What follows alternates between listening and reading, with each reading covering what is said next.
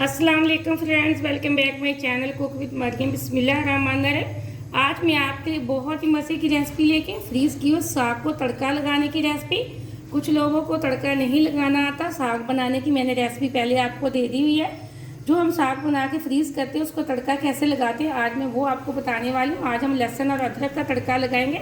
यहाँ मेरे पास एक बाउल साग का है जो मैंने अभी फ्रीज़र से आधा घंटा पहले निकाल के रख दिया था।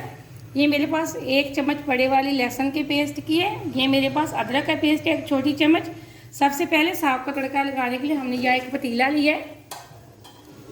फ्लेम को मैंने ऑन कर दिया। अब हम इसके अंदर डालेंगे ऑयल। अब यहाँ मैंने थोड़ा सा ऑयल डाल दिया। आप चाहे तो देसी घी का भी इसको तड़का लगा सकते हैं। अगर आप देसी घी का तड़का लगाएंगे तो क्या ही बात है। अगर आपके पास देसी घी नहीं तो आप ऑयल या कोई भी घी इस्तेमाल कर सकते हैं, जो भी आप घर में इस्तेमाल करते हो।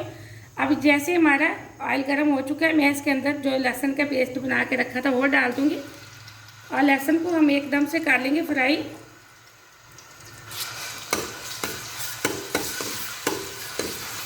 यहाँ ये देखिए एकदम से हमारा लहसुन अच्छे से फ्राई हो चुका है, बिल्कुल गोल्डन सा हो चुका है। बहुत अच्छी लहसुन की खुशबू आ रही है। यहाँ मैंने देसी लहसुन का इस्तेमाल किया। अब यहाँ थोड़ा सा मैं इसके अंदर लगाऊंगी 3 से 4 चम्मच पानी के, ताकि जो हमारा लहसुन है वो जले नहीं। यहाँ मैंने तकरीबन 2 से 3 चम्मच डाले थे पानी के, ताकि हमारा लहसुन बिल्कुल ना जले। अब जो मेरे पास साग था मैं वो डाल दूंगी। साग को मैंने बाउल के अंदर से निकाल लिया। बिस्मिल्लाहिर्रहमानिर्रहीम। ये देखिए एकदम से मैं आराम से इसको पतीले के अंदर डाल दिया। अब हम इसको अच्छे से लहसुन के अंदर मिक्स करके ढक्कन लगा के छोड़ देंगे लो फ्लेम पे, ताकि जो साग हमारा वो अच्छे से मेल्ट हो जाए।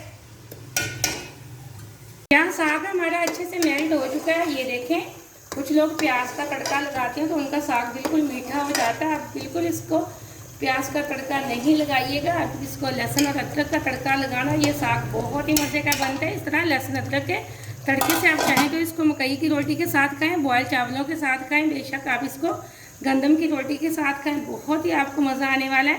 अब हम मज़ीद इसको तकरीबन 4 से 5 मिनट और पका लेते हैं।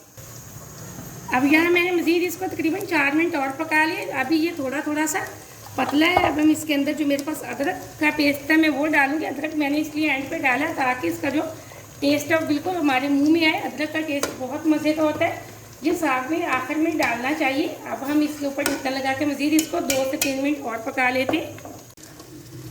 यहाँ मैंने मज़ीद तकरीबन 2 से 3 मिनट साग को और पका लिया। ये देखिए माशाल्लाह से एकदम से ऑयल हमारा साग से अलग हो चुका है। अब हम इसके ऊपर डाल देंगे हरा धनिया। मैंने यहाँ अच्छे से साफ करके धो के रखा हुआ तो वो।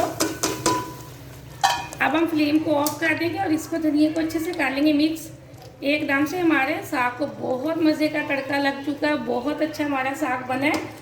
आप इस तरीके से साग को तड़का ज़रूर लगाना। वीडियो को पूरा देखना और लाइक भी करना। आपने अगर अभी तक चैनल को सब्सक्राइब नहीं किया तो जल्दी से कर लें, ताकि हर आने वाली वीडियो सबसे पहले आप देख सकें। इसी तरह मज़े की चीज़ें बना सकें। आप मेरे तरीके से साग को तड़का ज़रूर लगाना और मुझे अगली रेसिपी के लिए इजाज़त दें। अल्लाह हाफ़िज़।